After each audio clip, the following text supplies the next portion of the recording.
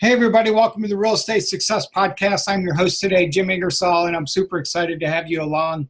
I've got a good friend of mine from the beautiful Midwest of America, Indiana. Josh Culler is along with me, and you're going to love it, especially if you're a young person. And I've had quite a few millennials on my show, and I love talking to young people in general. Maybe it's because I have two millennial daughters. I don't know what it is. I think millennials sort of get a bad rep, and my show sets that straight for sure. Go back and listen to some of them with Brantley and Bradley and now Josh and others, and you'll see exactly what I mean. By the way, I've also got my boot camp coming up in January. Thanks for everybody who's already registered. Go to www.investortrainingsummit.com and join me in Richmond, Virginia in January. And it will, I don't want to say it'll definitely change your life, but it has changed the lives of a lot of people. But that's up to you, because you got to take the information and the relationships and take action on them in order to change the trajectory of your life, if that's what you want to do. And really that ties right into today's conversation, Josh, doesn't it? Yeah, absolutely. So you're 25 now, right? Yes. And you just published your book. Yep. I bought 3 copies. They just arrived like 2 days ago. I appreciate the support. 3 copies is good enough, right? Yeah. Well, my intent was to give some away. Right. I was going to give them to my 2 daughters who are just a year or 2 older than you. Mm-hmm. And I love having young people on, especially young people that take action. I think millennials are actually a great generation. Mm-hmm. I see them, they're a little different than Gen X, which I just barely fall in that Gen X thing, by the way, mm-hmm. right at the top of that threshold. Y'all are a little bit different than us in Gen X, but I'm really liking what I see out of a lot of folks. So what's going on in the millennial generation from your perspective? I mean, that kind of ties into your book because you share the first 25, right? That's the name of your book. You can go to Amazon and pull it up, the first 25. So lead us into your book here. Yeah. So, well, first of all, I appreciate you having me on, Jim. I love you to death, man. You know that. Yeah. I've had you on our Good Success podcast that I host with Tom Olson, and we love having you. So I definitely appreciate your support and being willing to have me on the show here. So I again appreciate you very much.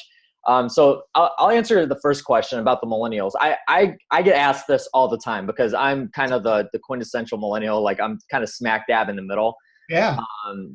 Just barely in the middle at the younger part of the generation. But millennials do get a bad rap, and I'll look at it from both angles because I do think that there are flaws. I think there's flaws to all generations, right? But there's also great mankind in general. Yeah, yeah, exactly. So for millennials, I feel like honestly that the strengths that we have are we're in a generation where we're willing to bet on ourselves, which is chapter 2 of my book, is betting on yourself and really going after what your dreams in life are. It's kind of like this trend that we've started setting for the generation younger than us. I mean, you look at, and it could be anything silly. Like there's people that are on YouTube that have YouTube channels reviewing Star Wars action figures and making millions of dollars doing that. But that's what they love doing.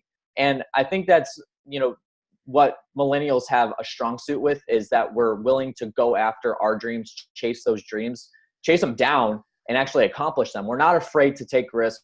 We're not afraid to go out of our comfort zones, which I think that, in previous generations, and again, it's not a flaw, I don't think, but in previous generations, it was, you go get the best job that you can that pays the highest dollar per hour. And that's what you do. You go to college right after high school, you go get the best job that you can, and you stay consistent with that and don't ever budge.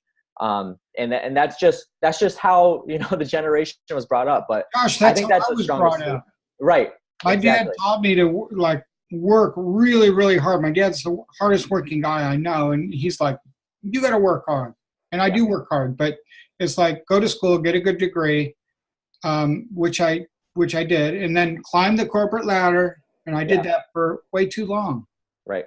Yeah, I agree. And yeah, my dad, like me, my dad was also the hardest worker I know. He grew up in the mountains of North Carolina, in Mount Airy, and very old school. His parents are old school. So he's got that grit about him, which is kind of, it shows in the way he raised me personally. So I think that, a lot of times that may be the flaw for the millennial generation, is that we're not taught hard work. We're taught to, we're kind of like trained to go outside of our comfort zones and take risks and do that thing. But as soon as, times get tough, then it kind of dies down. So I almost feel like that. But then I guess another flaw for our generation would be we're kind of considered the entitlement generation, where we definitely think we're entitled to any and everything, whether it's free education to, whoever we want to be president. Like we gotta like focus on, it's ridiculous stuff like that we think that we have the right to any and everything that we want. And that's not true. And that's where I think the hard work, I'm glad you mentioned that. I think that's where the hard work comes in, because our generation is just not willing to put in hard work, and it's not everybody, obviously, but it's just the sum of our generation. So we're willing to take risks and go after things that we want to do in life, but not willing to work hard enough for it. So, so you're a young guy and you're chasing your dreams. Let's talk about you a little bit. So, what were you doing, like 5 years ago after high school? And take me through like 20 to 25. What happened? How did you transition here? Now you got a media company, you're doing podcasts, you got a book, you're an author. But 5 years ago, where were you at? Well, I'll kind of work my way back a little bit and then jump all the way back. So you say it all the time. You're the first person I've heard it from, and this was, I don't know, maybe 3 or 4 years ago. First time I heard you say it was, your network is your net worth. Yep. But I think your net worth is also could be the strongest education point for a human being. I think you can agree, being in the real estate industry, for some reason, I think that we got stuck with for our industry, I feel like we got stuck with the best human beings on the planet. I love our real estate industry and the people that are in it. You just meet some incredible human beings. And that's all from networking, right? So, I mean, we have our mastermind, you had your mastermind, and then we, you got your boot camp coming up, which I know so many people have been to that boot camp and came out like the lives changed. You said you didn't want to say that, but yeah, lives changed. So that in the sum is, I've been in this industry for 5 years, right? So that's 5 years ago. That's where I got started, but I was working for a competitor that was a competitor to Tom's company. And, they were wholesalers, but they were the typical wholesaler that gives wholesalers a bad name. Right. They don't do things ethically. So, but I'm thankful for that job that I got, because of the fact that it gave me the structure, the foundation to where I'm at today. And if I wound the clock back 5 years ago, I was not the human being I am today. I mean, you could ask my wife. Like, I was just not, I was spending every dime that I had. If I got a raise, I got a raise, and then I would spend that much. So I would do this, so it was just that I just didn't have a bad attitude. I wasn't kind. I wasn't grateful. I always complained. It was just your typical just out of high school human being, right? So I did not go to college. So I right out of high school, I've been out, this May will be 8 years that I graduated high school. So for the first 3 years out of high school, I just had your typical right out of high school job. So, I worked in a warehouse. I worked at stocking shelves at the Meijer. I worked on the ports of Indiana. So just basic stuff like that right out of high school. And then I had a little bit of a fallout and decided to take a trip to Colorado. And this is all in my book. Like, it led up to, the story of me and Gabby coming back together. And I wanted to go to Colorado for a week, but my current job, which I was driving a forklift, they didn't let me have that time off. And I was like, no, I got to get away. I've never had time off before from this job. I've worked here for 9 months. And so I'm like, I'm just going to quit. So, during that time, I'm like, well, I got to find a job to come back to when I'm in Colorado, or when I get back from Colorado. So I had a friend of mine, Nathan Cavender, his dad had this wholesaling business, and they did rentals too. And I called him up, and I played basketball with him in high school. I called him up and said, hey, is your dad and the company hiring at all? And he said, actually, we are. We're looking for a field guy. So that's what I started off in, putting out bandit signs, doing pre-looks of houses, Craigslist postings, and that led up to me being in sales, cold calling, acquisitions, Craigslist posting, closings, you name it, like everything. And then that leads me up to where I am today, is just, that I think that the key thing for somebody like me, the way I have learned the most is just listening. God gave you 2 ears and one mouth for a reason. So absolutely. And so listening is by far one of the biggest education points for me. I mean, at the November Mastermind for Good Success, I had the privilege of sitting next to Quincy Long, which Quincy. I had the privilege of sitting next to him for 2 hours at dinner one night and like just absorbed everything. So that brings us up to where I am today. So if you're a good listener, then you and Gabby are golden.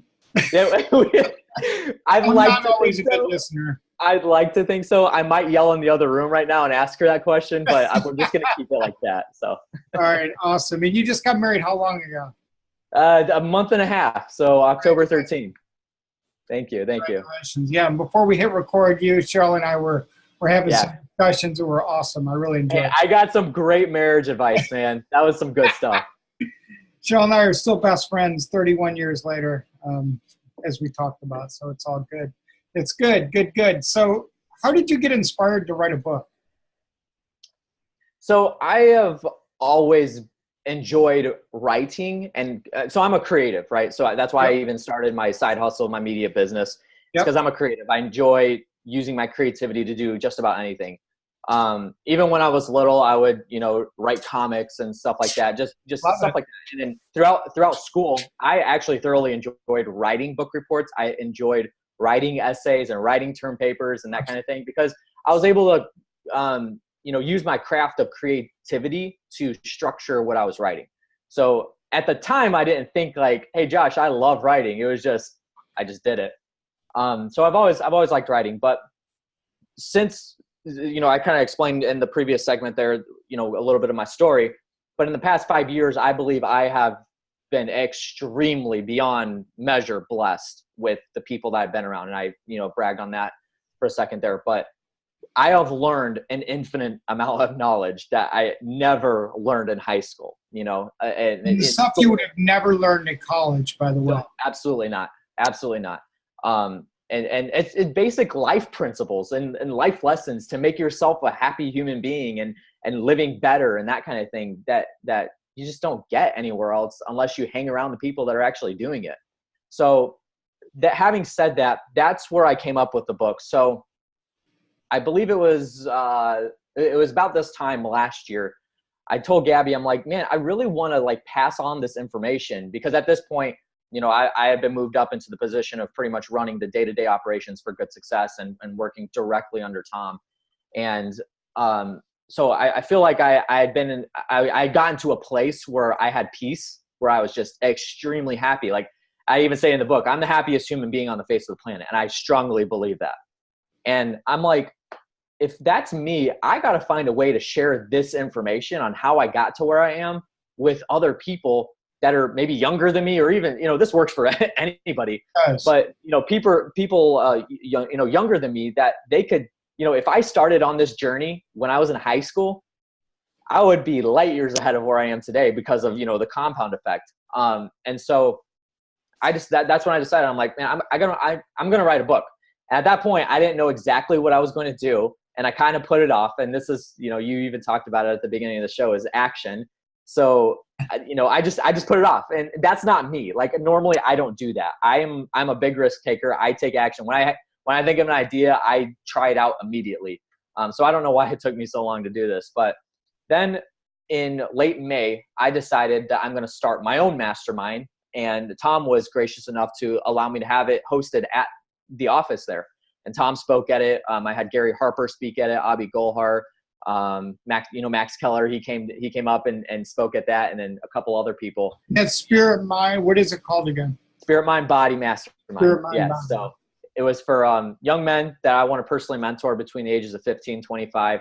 I had a couple of 14-year-olds in there, and they just soaked it up. Awesome. I mean, I'm telling you, they loved it. Their minds were completely blown. I still to this day get text messages and phone calls from these guys that are like, hey, remember when you said this at the event? Can you explain that a little bit more? Because I'm trying to, jump into that or whatever. And I thought it was incredible. And so I taught basic things that I have learned over the past 5 years from the people I've been hanging around to get me to my happiness. And so That's what I taught. And so then late July, we were actually flying back, me and Jared Stopmeister, he's the salesman for Olson Group with us. We were flying back from Irvine, California from a Think Realty event. And just before I got on the plane, I thought back to a conversation earlier that day that I had with Eddie Wilson, who's the CEO of Affinity Worldwide, and he's with Think Realty. And he was asking me, how did the event go and all that, because he was going to send his son, but his son ended up having to do something that weekend. And he asked me how it went, and I was like, man, it was awesome. And here's the things that I taught, and I had 15 guys there on both days, and all this kind of stuff. And so I was explaining everything to him. He's like, man, you should write a book on that. I'm like, yeah, I should. And so it just kind of like went right over my head. So then we're getting on the plane, 3 hours later, and I don't know what it was. Something slapped me in the face. I don't know if it was Jared or somebody in front of me. Something slapped me in the face. I was like, I know what I'm going to write my book about. Duh, Josh, it's going to be about the things that you taught in the mastermind. So that's what I went after. And then at that point, once I decided what I was going to write on, that's when I took the action. So I whipped out my phone. I still have the notes on my phone. And I wrote the entire introduction. I wrote the entire table of contents, the dedication, and I got started immediately. And then when I landed, I decided, hey, I'm going to release this book on December 1st. I'm going to give myself a deadline and make it happen and make that public so I'm held accountable for it. And, I gave myself enough time from July to December, but I had the book written in the first week of September. So I was pretty jacked and excited. I've written 2 books, so I know how much work it is. It just takes a good amount of time, and you've just got to, for me anyways, I just had to keep going at it. It's a grind. Yeah, absolutely. But there are spurts where it goes really easy and spurts where it goes a little more difficult. So Congratulations. Thank you. The big thing. I love in your book that you talk so much about happiness. You talk about people and mentors and books you've read from Think and Grow Rich and how you like Elon Musk. Kind of talk through some of that a little bit. The people that have had an influence on you, books you've read, people you've met, because you kind of tie all that in. And that has become your version of college education. Yeah. I think it's actually a lot more valuable than if you had gone to college there in Indiana. Sure. So and let me get something straight too, is that so I didn't go to college, but I think that there are certain fields that, you absolutely have to go to college for. For instance, Josh Belk, he had to go to college for accounting, and I think he went for business development too or something. Yeah, I agree. My daughter's a dietitian. I'm an electrical engineer. I mean, there are things you have to learn. Right, absolutely. But end all be all, most careers that you want to go into, they don't require a college education, just because there's so much education out there in the world. So I have my book open right here, and there's 5 things that I personally do to educate myself. Well, I guess there would be a 6th. Number 1 is network. So you just network with people, you just listen. That's that's the highest form of education that a human being can get. And then obviously reading books, podcasts. You're listening to this podcast. This is free education, so make sure you take advantage of that. YouTube videos are free. You can almost find anything that you want to do on YouTube as long as you're resourceful enough and look it up. Udemy courses, lynda.com, those type of courses, and then blogs and articles. Those are all like pieces of education that I have learned to get to where I am today.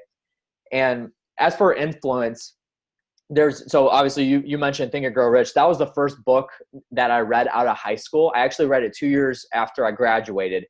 And I'll be honest with you, I had no clue what the book was even talking about. I'm like, I got into, I think it was like chapter 2, and I was like, this is not for me.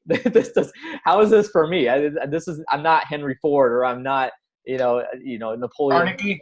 Yeah, Carnegie. So when I first read the title of Think and Grow Rich, I really didn't like the title.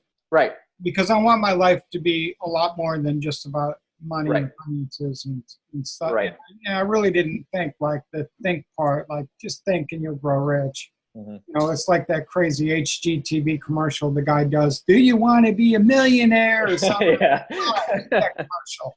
You know what I mean? Yeah. But then when I read the book and I got into it, I mean, there was one year that I read it 3 times in 1 year. And Cheryl and I would listen to it on CD or Audible or whatever multiple times while we're driving as well.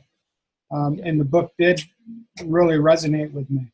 Absolutely. And I think Think and Grow Rich is one of those books that every single human being needs to read. If you don't understand it, then read it again. You definitely need to. It'll click. So another book that I actually read, that I just read at the beginning of this year, that again was a total revolution for me. And I think this book is like Think and Grow Rich from a biblical perspective. I'm not sure if you've read it, Jim. It's called The Richest Man Who Ever Lived. And that's by Stephen Scott. And that to me, and I have a lot of books that I absolutely love. Compound Effect by Darren Hardy is in my top 3 books. I absolutely love that book. I think anybody needs to read that. But The Richest Man Who Ever Lived. To the Darren Daily?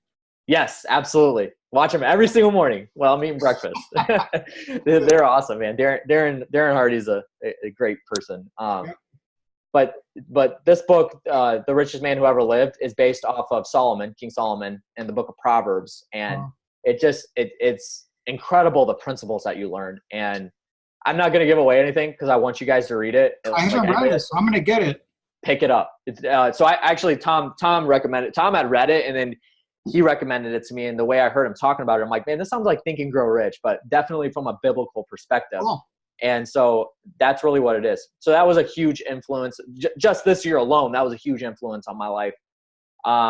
As for human beings, I think that, definitely Tom has invested so much of his life into me that, I am forever grateful for that. And I can't put a price tag on the stuff that Tom's done for me. Tom and Becky are great folks. They are absolutely incredible people. And then obviously my parents, in my dedication, my parents, I would not be who I am today if they didn't raise me the way they did. My mom's the strongest human being I've ever known. She's been through hell and back with her health. And has recently over the past couple of years gotten a hold of it. So I'm very proud of her for that. But the life lessons that I taught through her health struggles, especially during the time where she had breast cancer, are just, they're life lessons that not every human being is going to be able to learn. And then my dad, obviously I already mentioned, the hard work ethic is just invaluable. The way that, a father can teach hard work is the most important thing that I think can be taught. I agree. I mentioned that about my own dad. I mean, I am grateful to my dad for being a hard worker. Growing up, I don't know that I was because he worked so much. Yeah. But I wouldn't be where I'm at today if he hadn't passed that gene on to me. Mm-hmm. And it's like in my DNA, just I'm not lazy, that's for sure.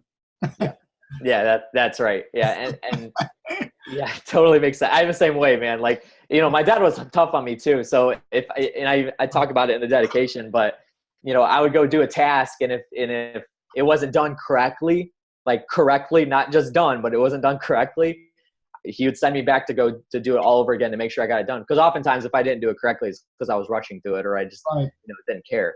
And so he taught me, yes, to work hard, but to do it right. And and my dad wouldn't punish me if I got something wrong. It was just go back and do it right.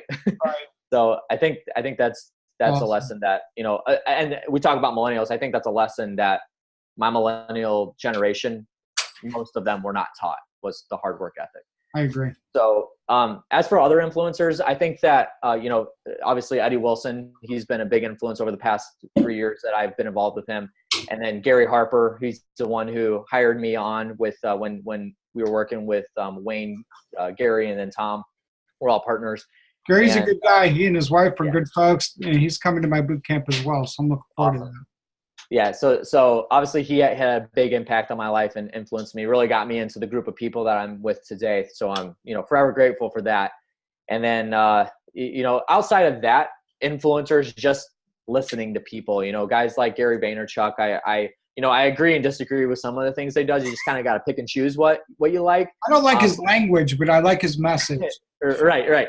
Yeah, his message. But I think that his language is just trying to reach out to specifically my generation, and for some reason it clicks with us. I don't know. Hey, Crush It was a great book. Yeah, absolutely. Crush It was a great book. Even what was the other one? Thank You Economy was a great book. I read Crushing It. That had a lot of good pointers in it. But then just admiring other people, like I mentioned Elon Musk in the book, and the amount of failures that guy's had is just if you read his story, it's crazy. Started PayPal and that, lost that. And then now he's, started SpaceX, and, the first couple launches were awful and that kind of thing. And he's just been through so much trials and so many failures. Like modern day Thomas Edison. Yeah, right. Thomas Edison failed like over 1,000 times. Yeah, absolutely. But they just keep going, they just keep going and don't worry about what other people have to say, and just keep pushing forward. They don't teach you that in college. They don't teach you how to fail. They don't teach you how to get back up when things go rough. And as an entrepreneur, it is a roller coaster. Absolutely. So I guess those are the biggest influencers on my life. Obviously Gabby is she's my cheerleader. She's my support, my rock. Awesome. Cheryl got up before the podcast, like you mentioned. Yeah. She said, this is my rock.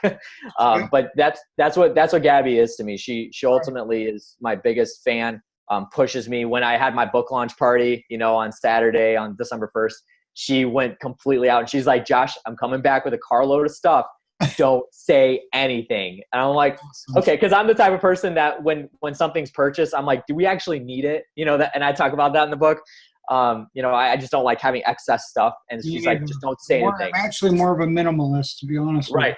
Right. And that's really what I am too, as a minimalist. And so she went all out for my book launch party and had, all these, a 25 balloon and then, all this stuff. And it was just fantastic. Wouldn't be where I am today without her. So 5 or 10 years in the future, when you look back to this period of your life, what do you want to remember? That's a tough question. I caught you, didn't I? No. I was trying to word it correctly, but I know exactly what I'm going to say. So how insignificant I am at this point and how stupid I am. I believe that, every single year I want to look back and be ashamed of who I was last year, at the level that I am. So 10 years from now is, once a year I'm going to look back and say, man, I sucked at life. Like I was not as good as I am today. And then imagine what it's going to be in 10 years. That's just the person that I want to be, is growing every single year. And for the past 5 years, every single year has been a better year than the previous one. Good. So, we're at the end of the year and I'm thinking a lot about vision in the future. That's why I asked that question. But, I'm the same way. I want to be a better husband for Cheryl. I want to be a better father. It isn't just real estate, assets, cash flow. It's like, who can I influence, like in the areas of faith? Mm-hmm. Who needs hope in this world that doesn't have it? And so it needs to be more than just a really narrow focus for me. Absolutely. Awesome. So if some of our listeners today want to reach out to you, or they, tell us like where to go, where can somebody get more information on your mastermind or on your book, or where you're headed with your media company, things like that? Yeah, so you can all that would be on my website, my personal brand website, joshculler.com. So Culler is Culler, so joshculler.com. And then you can email me too if you wanted to. It's josh@joshculler.com. So go to joshculler.com, go to Amazon, pick up the book, the first 25. My 3 copies are in. Leave Josh a review. It helps tremendously in Amazon. I can tell you from personal experience. And Josh, I want to thank you for being on today. I'm going to respect your time and get you rolling. I'm sure you got a full day ahead. Yeah, it's Friday. Friday is the end of the week for some people. It's the start of my week. So it's early in the morning. So I really appreciate it and wish you and Gabby all the best. I'm super happy for you. And I've seen your pictures from Iceland, and I know you guys are off to a great start. Like we said before we hit record, it's like yesterday we were talking about this at the country club in July in Indiana. Yeah. And here you are with a great big smile. So I'm super happy for both of you. Yeah, thank you so much for having me, Jim. I appreciate it. I'm going to have you on the Good Success podcast here soon so I can interview you. So all right, I appreciate you having me on, man. I love you to death. Yep, you too. All right, thanks, everybody. Thanks for sharing this. Thanks for leaving your comments. Thanks for reaching out to Josh. We're grateful for each and every one of our success listeners and hope everyone takes action and makes 2019 the year that you want it to be.